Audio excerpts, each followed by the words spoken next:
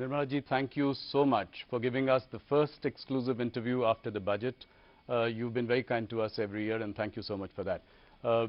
Millions of people are watching you across India through CNBC TV 18, CNN, and our News 18 channels across the country.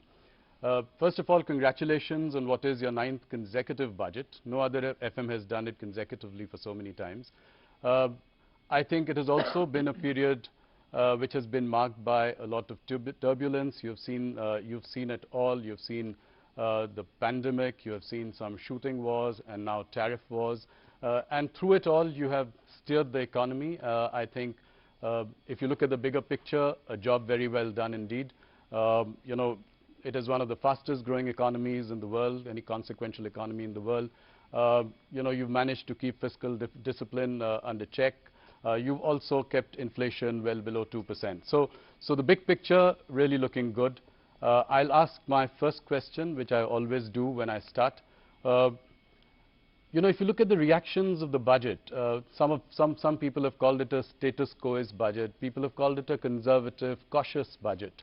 How do you react to this, you know, people saying no bold reforms this time? Of course, much is there in the fine print, and it is all coming out. The markets have, you know, come back today. So what was weighing on your mind when you were preparing this budget?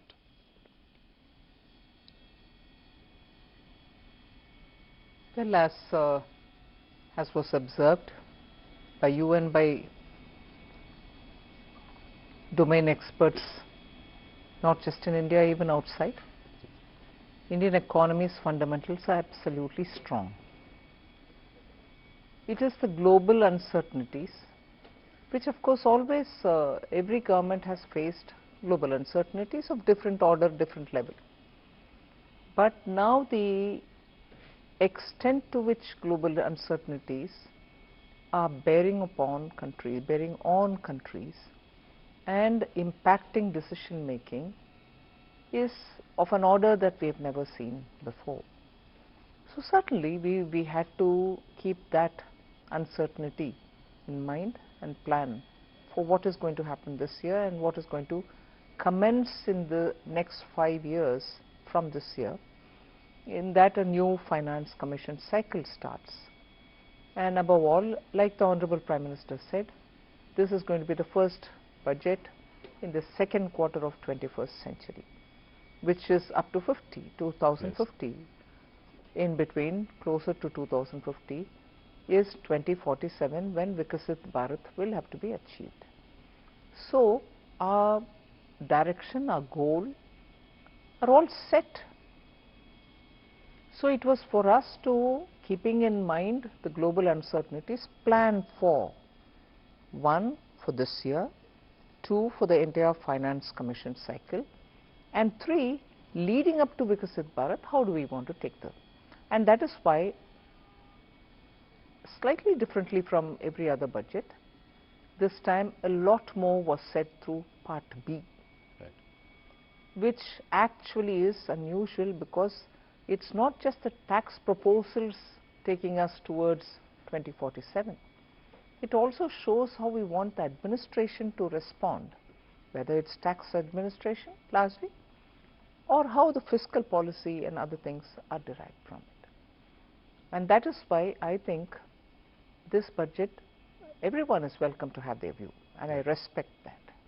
And I try to understand why a certain perspective has come out. Even if it's criticizing it, I try to understand what is the basis from where they've come.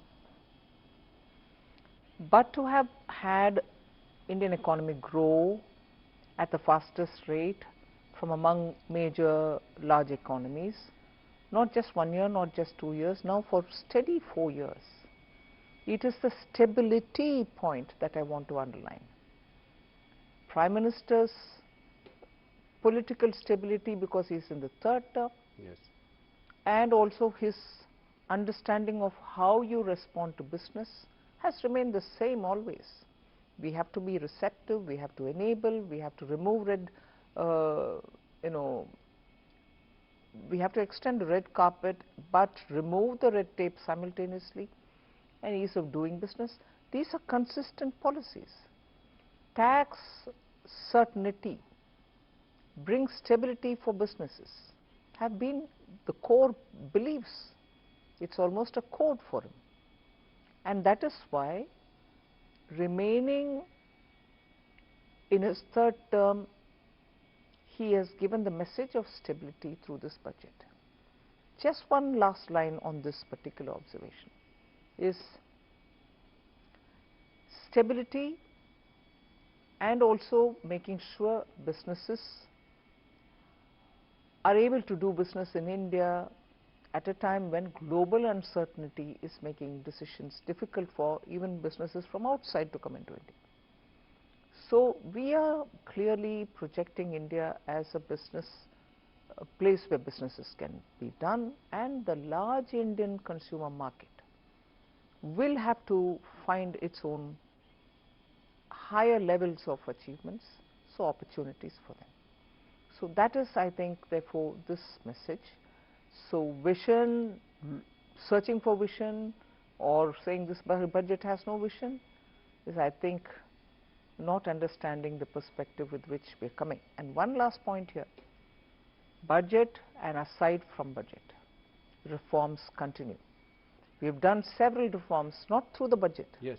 but yet outside of it through the year. Yes. That is why the expression Reform Express, it is continuing to move and move at a good pace. So not just the budget, please look at the performance. No, you have done that with GST rationalization, which was outside the budget, a bold reform there. I think there are reforms here as well. What would you consider as some of the signature highlights of this budget?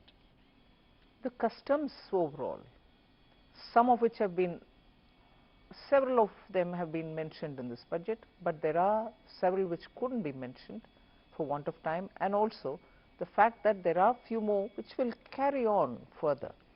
So the complete overall of customs is a major signature, and of course as a reform that, but looking at the frontier areas, investing in them, promoting R&D. So you're projecting a nominal GDP growth of 10%. What is your outlook for inflation and your estimate for the real GDP in 26-27? I think we've indicated it very clearly in the budget. I'm very sure that inflation will remain within the tolerance band, and therefore inflation doesn't have to worry us much. And everything therefore looks at it from the point of view of, if there is a deflator which is going to remain low and stable, it will have an impact on your estimates. Yes. No, you know, if you look at the GDP growth in the last 2 quarters, 8% has been impressive. Do you think that we can sustain this like China did for many years, an 8% growth? Do you think India can do that in the longer term to be able to grow at the clip that we are hoping it to achieve? Yes, and that is why the stability of the government and also the policy of the government matter. Okay. And do you think, what is feasible for India considering that the nominal GDP has been on a decline since FY22? So where do you see the nominal GDP going in the next couple of years?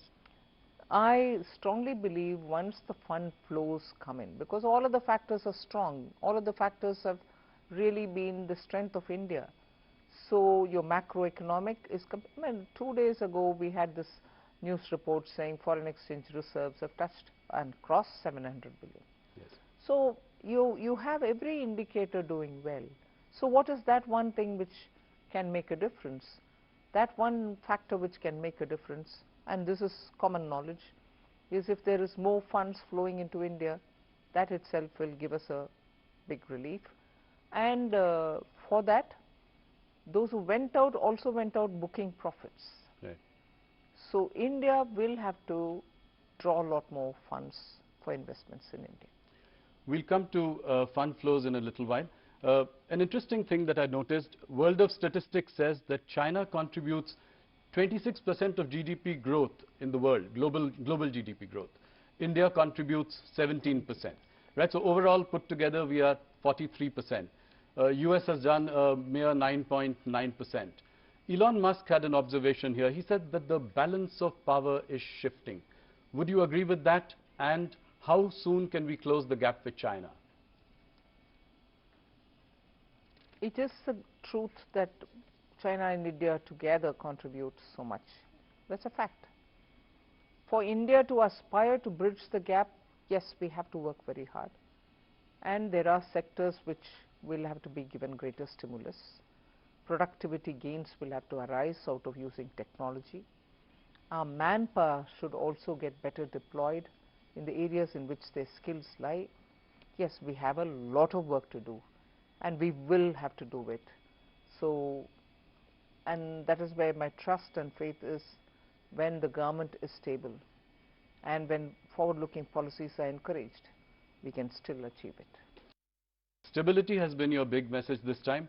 Tax holiday for data centers has been a bold reform this time. What response do you expect from this?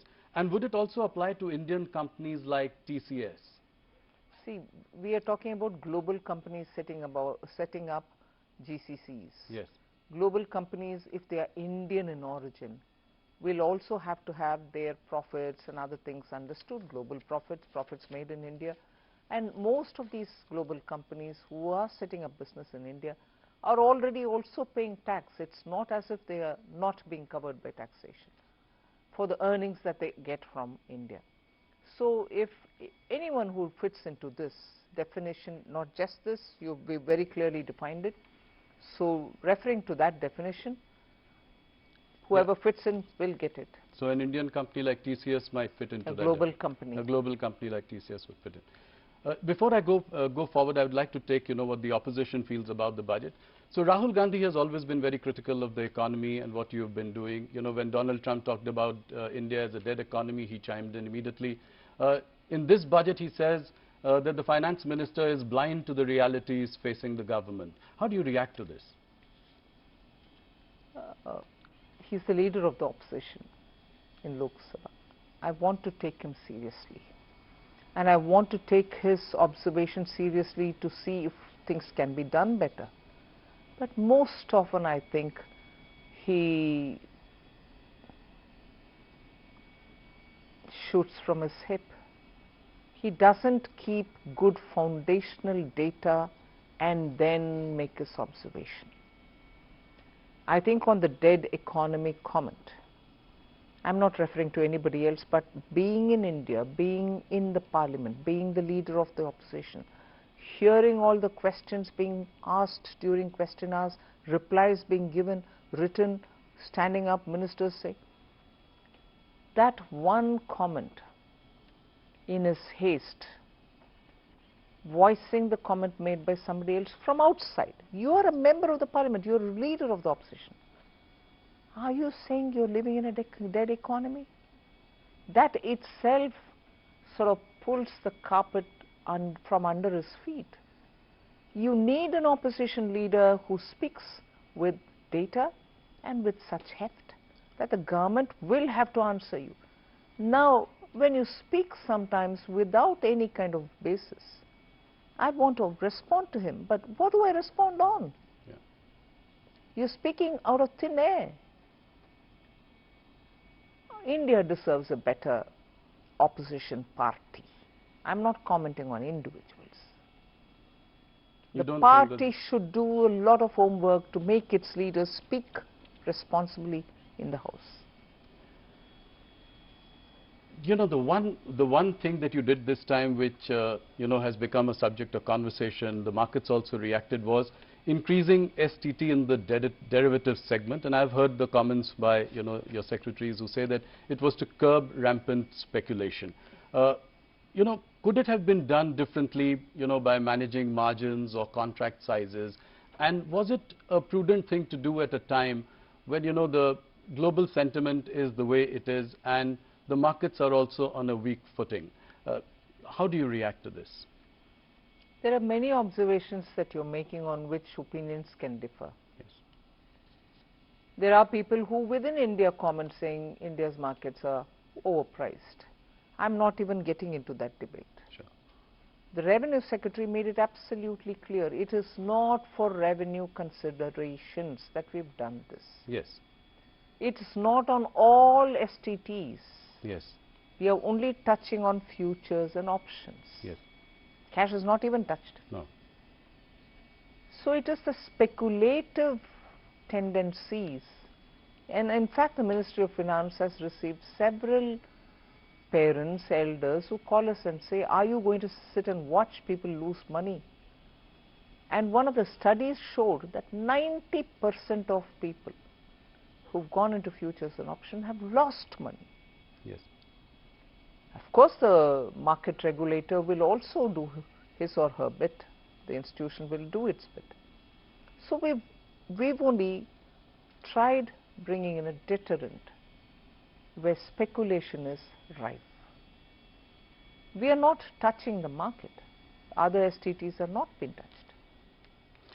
No, thank you for that clarification. Let me ask you a slightly directional question. You know, whether it is long-term capital gains or short-term capital gains, in the last few years they have only inched up.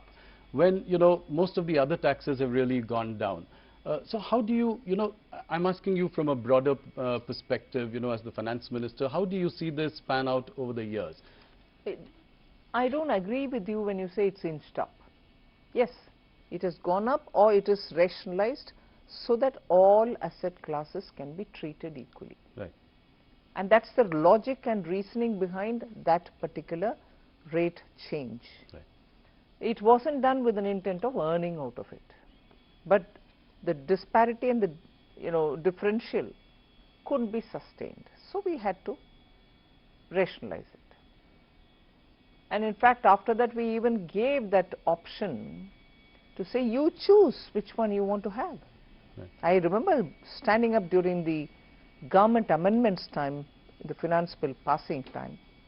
We brought in that flexibility to the people who felt that they were, you know, shortchanged. So that was rationalization. That wasn't for kicking up the rates. So you think that the current rates are comfortable and The stable approach towards tax incidence or keeping tax incidence stable, yes, has always guided us. move to something else, which is that RBI has reduced benchmark repo rates by about 125 basis points since 2025.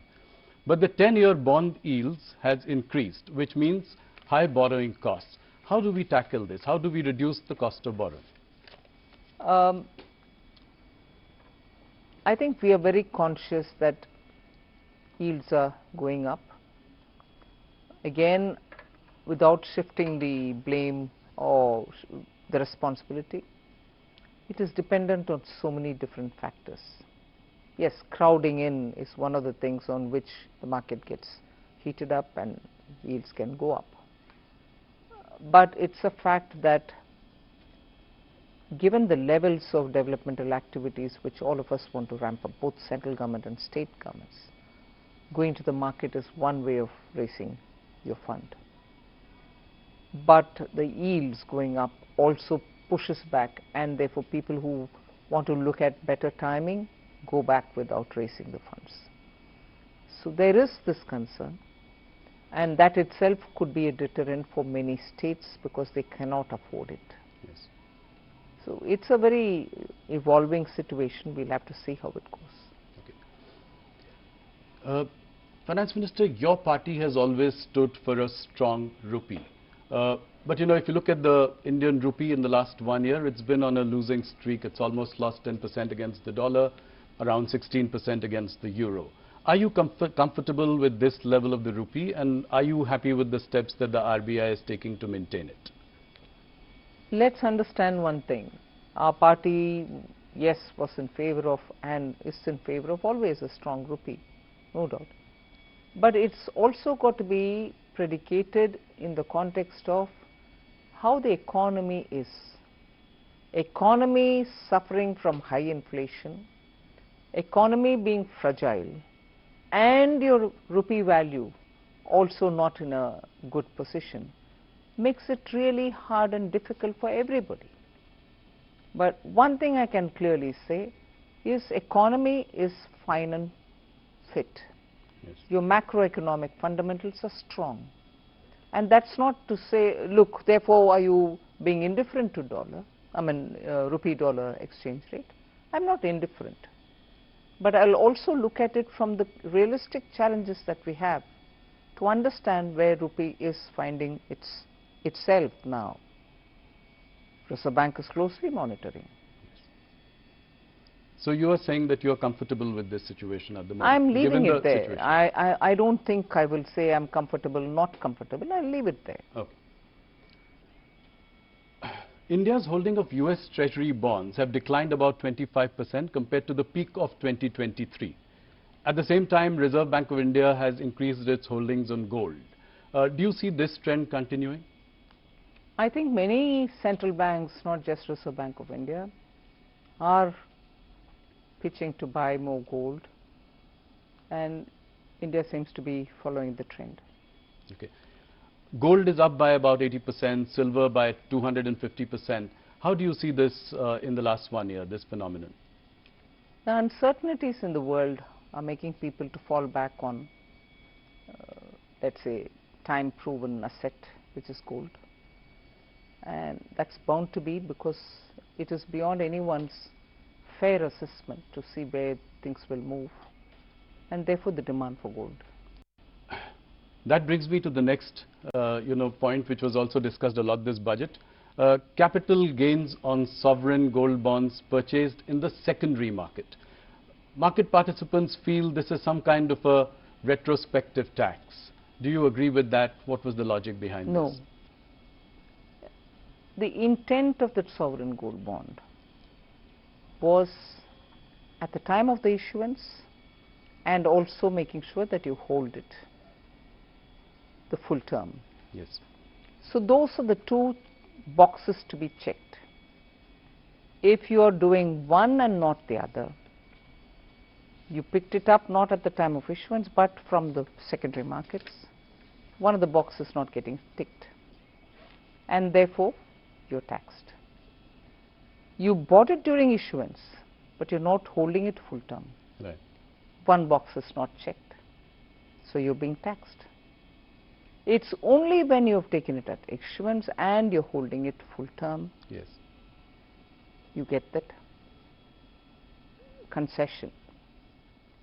So every other, which there are only 4 situations, right?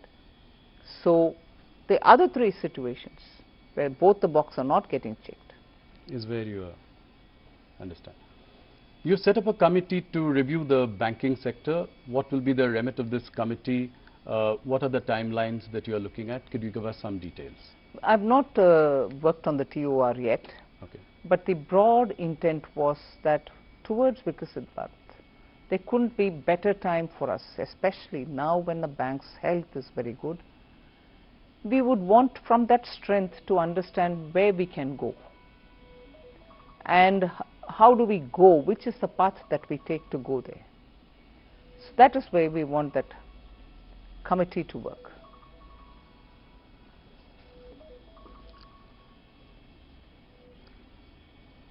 You know, in the past you have been disappointed about private sector, capex not picking up.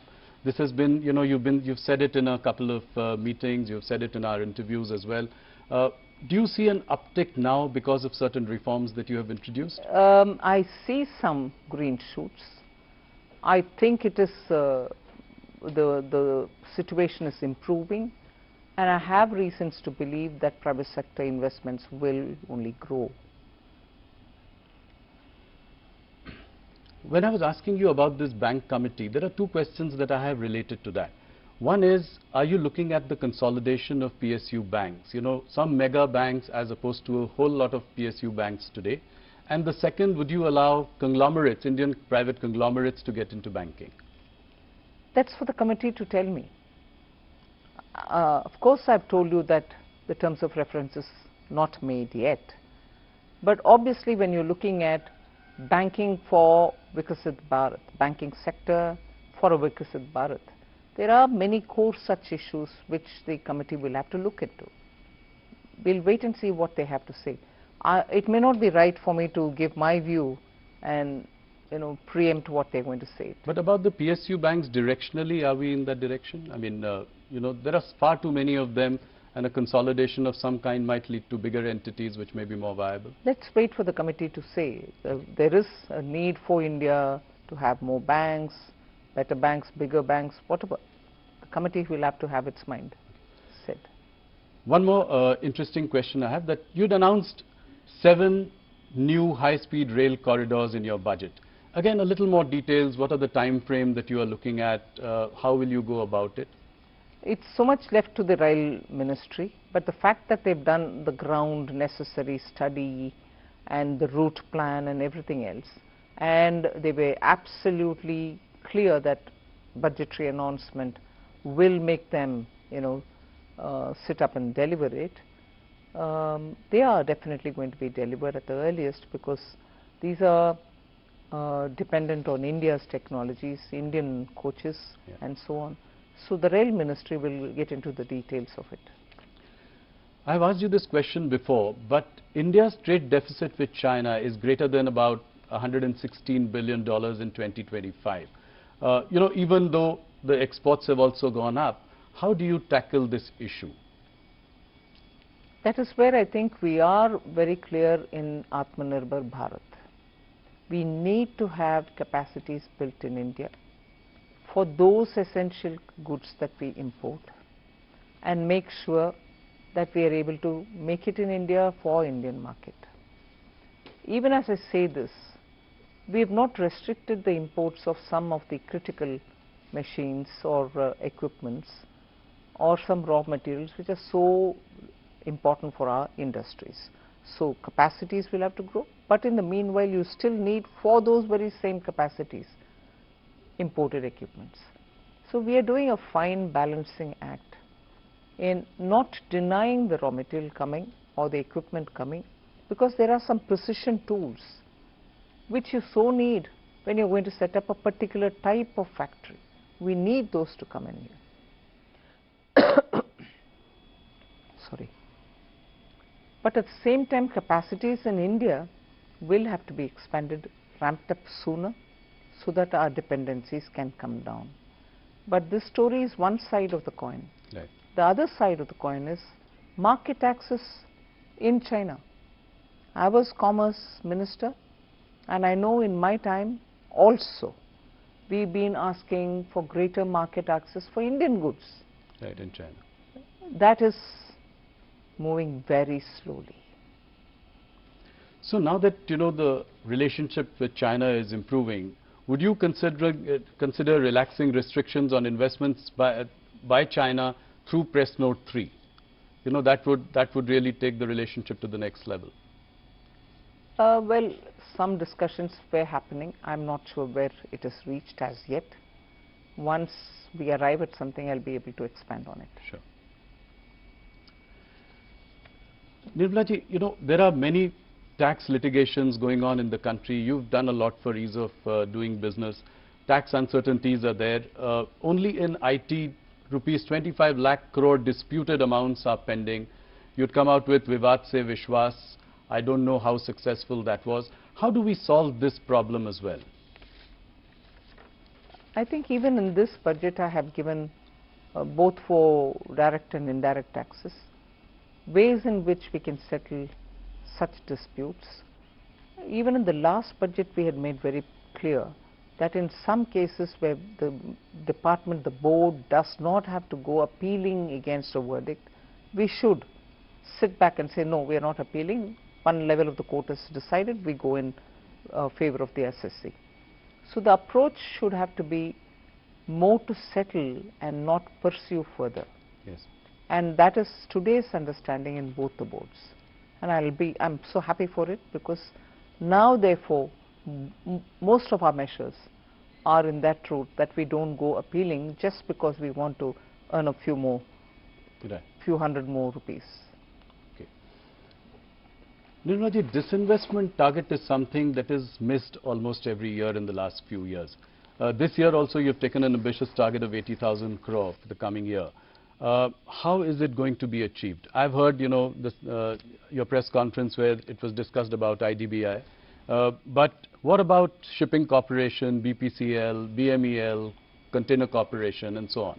Can you give us some broad roadmap on the way forward? I'm not repeating my answers, but I also want to underline the fact that when government has decided in the cabinet that a certain number of disinvestments will have to happen. It's a duty to honor it. Yes. We will never be able to bypass it and say no, unless the decision itself is changed by the cabinet, and no decision has changed till now. Earlier it was, at least a few years ago, it was COVID affected market, economy reviving market, so we had to be cautious about going to the market when it is not so suitable and so on. But I'm very clear that I will be focusing also now on disinvestment, having given quite a few concessions in direct taxation, having been given in GST indirect taxation. My revenue also will have to be looked at from the point of view of what I'm going to get out of disinvestment. Yes. So it's not to say that I didn't give the attention earlier, but the earlier attention was circumscribed by the fact that we were facing COVID, or we just came out of it, or the situation in the market is not. And some sectors do well, and therefore you can take them forward faster. Yes. Some others take their own time. But we will be going ahead with. So this time it's a very decisive Yes. mandate to go for. That's right. And you're very confident of achieving the number Yes. as well. Okay, that's good to hear. You know, this budget has also given a big fillip to AI, and I would like you to spend a little time trying to help our viewers understand the rationale behind it. The Eco Survey does point out to an AI bubble building up in valuations. So in that backdrop, what are we planning to do? How do we take this forward? See, government's interest in bringing AI is to improve productivity. Large-scale production benefits when you have AI influencing. Small-scale companies, MSMEs, in some sectors will benefit with AI. AI also is now so much sought after from the point of view of the orange economy. Yes. AI now has become part of every office. I've said this before, that in income tax and in GST, using artificial intelligence, deep tech, we are able to detect and see the money trail where we need to chase. Physically, manually, without technology, it would have taken years for us to find the money trail. Whereas now you go on this AI, you are able to get the entire web before you of who's going where, from where to where money is being sent, and so on. So if that is the case with income tax, that's the case also with rural technologies, Yes. with agriculture, with surprisingly even in animal husbandry, crop intensity, and then you're able to predict what will be the crop outcome and so on. So every department is today moving to use AI. Now, that's not displacing labor. It's creating more job opportunities, but job opportunities for those who are trained and skilled in AI. And that is why in this budget, you see that we are listing out ways in which we are going to bring in technology into schools, into colleges, so that they will be able to come out and be an entrepreneur or set up a business to say, you want some AI solutions, I can give you. Sure. We are doing that as a pilot now in 3 states at the ITI district level. In the age-old ITIs, Yes. where students went and learned some technology, they don't become engineers, but they do get a diploma. Used to be the world earlier. Yeah. Yes. Now we are upgrading all these district level ITIs with the central government's money and making sure that master trainers are sent to all the districts, students are brought in, they can have the AI training and therefore be ready for the market. Just as the last budget and the budget before, we had set up institutions of excellence for AI in agriculture, AI in health, AI in cities building. Let me move to some political questions. And before anything else, this time people said there were not much mention of poll-bound states in your budget.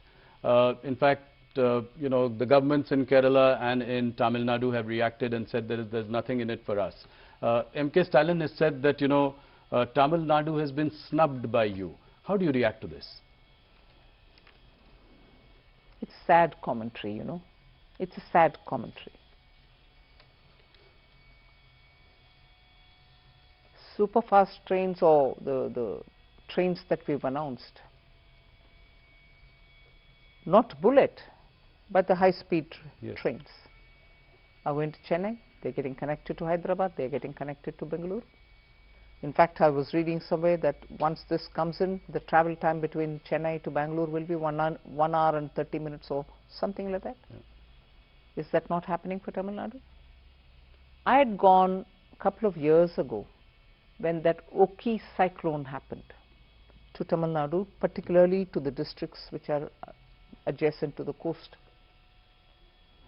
Every coconut tree had fallen flat. We couldn't even get enough saplings for those farmers that time, because everywhere they were looking at saplings from Karnataka and so on. Now Kerala and Tamil Nadu, both of them are election-bound states. Yes.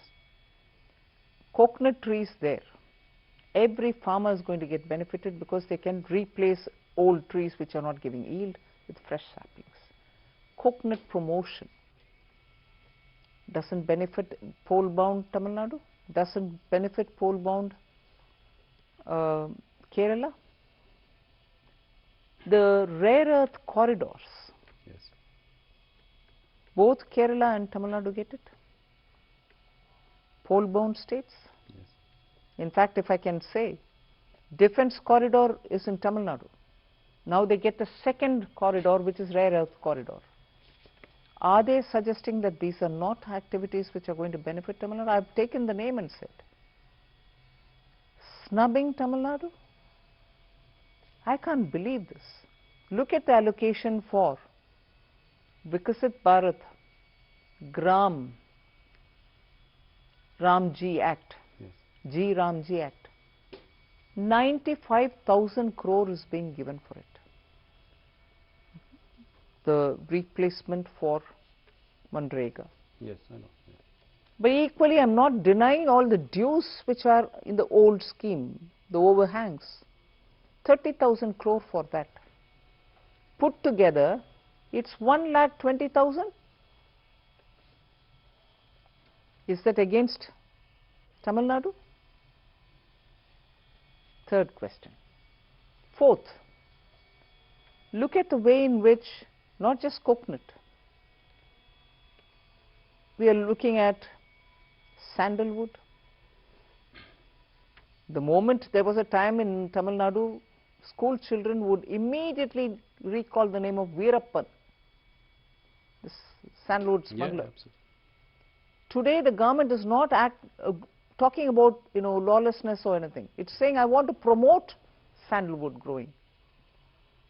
Farmers who are cultivating sandalwood, I know of some farmers in Andhra Pradesh, South Andhra Pradesh, who are growing sandalwood, but because it is not given permission, the farmer is not given the permission to cut and sell it, he is encumbered with it. Won't it benefit the farmers there? Of course. So there are ever so many, and semiconductor, Yes.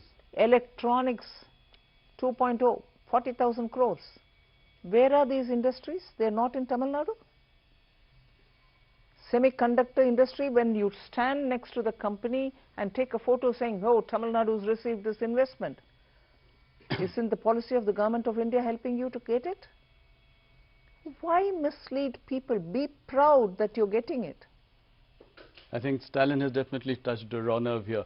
But the second question, MK Stalin is framing this entire battle in Tamil Nadu as a Aryan-Dravidian battle. How do you see this? It's not new. Yeah. No, how do you see this, and what do you think are the narratives that are being said for this election? It's a completely separatist mindset which rules the ruling party of Tamil Nadu. They've lived with it. They continue doing it. It is a tendency to make Tamil Nadu appear very different from rest of India and give a picture of we don't care what you do, we are a separate state.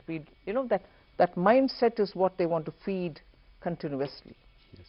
Which worries me. People of Tamil Nadu are not like that. The current leadership of Tamil Nadu wants to play on this wedge driving.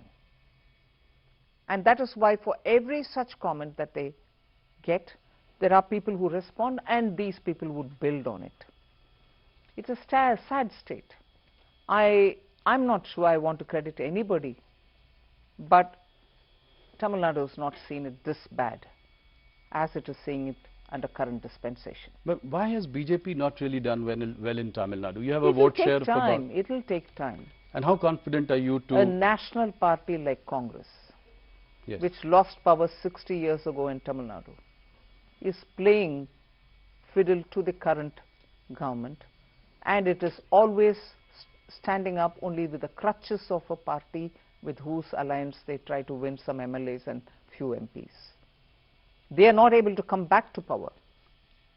Whereas Tamil Nadu was never under BJP, we are now trying to serve the people and enter to win some seats, and also now we hope we'll be able to, the alliance will be able to form a government there. How big is the Vijay TVK factor in Tamil Nadu? DMK is saying that, the Bharatiya Janata Party, the government is coercing, harassing Vijay to join the NDA so that they can... Who's saying that? Stalin and, DMK. I mean, they are saying that, they are trying to CBI raids on him, his films not being released. How do you see this? Is he that big a factor in this election? If anybody who's got to be afraid of a factor who's big and who's worrying, is the party which is in ruling. So why should we be upset about, if he's a threat to the ruling DMK? I don't need to be worried about it. But if he's on your side, then it can make a difference. That's a different story. So DMK being worried about Vijay, I can understand it, because Vijay on the one side, either with or without us, the ADMK alliance, the NDA alliance, now very strong, also coming up, are all making DMK, although they are in power, completely insecure. That is why you find all kinds of freebies being announced even now. If you've been in power 5 years and you've governed well, whereas I would allege that they didn't govern well because lawlessness, drugs, like never before in Tamil Nadu. But if you had governed well, and that's what you claim, why would you want to throw all these freebies now? But is the BJP worried that, Vijay could come together with Congress? They are both making overtures with, to each other. So is that a worry that, that could be a formidable combination in Tamil Nadu? Where's Congress in Tamil Nadu? Despite the crutches that they're holding, the DMK crutches that they're holding, where's Congress? And today it's a divided house. Congress in Tamil Nadu is a divided house. Let them make up their mind where they want to be. One group wants to go with TVK. Yes. And the other group wants to remain with DMK. They've embarrassed themselves by wanting to be there, reap benefits there, but yet wanting to go to a new alliance. Haven't they messed themselves up? But do you think Vijay is the X factor this election, and is he consequential this time? Only the election can prove it. Okay. Thank you so much for taking so much time and answering all our questions. It was indeed a pleasure talking to you. Thank you, and look forward to the next interaction. Thank you very much.